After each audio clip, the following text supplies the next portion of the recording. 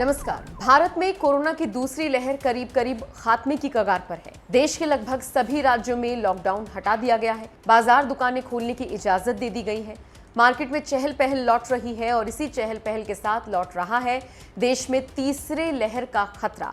Experts बार बार तीसरी लहर को लेकर चेतावनी दे रहे हैं।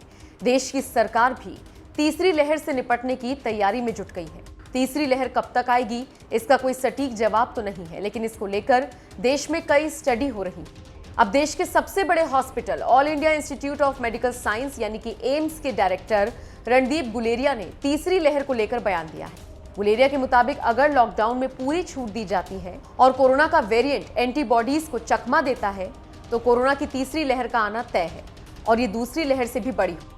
एक प्रोग्राम में शामिल होते हुए गुलेरिया ने कहा, सोशल डिस्टेंसिंग के नियमों का पालन, मास्क पहनना और टीका लेने जैसे कोविड से जुड़े नियमों का पालन कर तीसरी लहर की गंभीरता को घटाया जा सकता है। आईआईटी के इसी तरह के मॉडल से ही प्रदर्शित होता है कि अगर सारी पाबंदियां हटा दी जाती हैं और अगर वायरस का वेरिएंट भी एंटीबॉडी को चकमा देने वाला हो तो अगली लहर दूसरी लहर से कहीं अधिक बड़ी हो सकती है।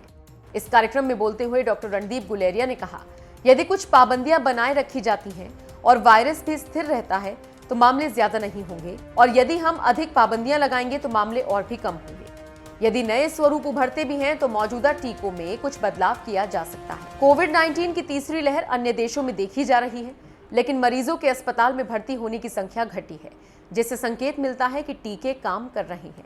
Indian council of medical research यानी कि ICMR के division of epidemiology and communicable disease के चीफ डायरेक्टर समीरन पांडा ने आशंका जाहिर की है कि भारत में अगस्त के अंत तक कोरोना वायरस की तीसरी लहर आ सकती है। कोरोना की तीसरी लहर से निपटने के लिए हर किसी को कोविड गाइडलाइंस का पालन करना चाहिए।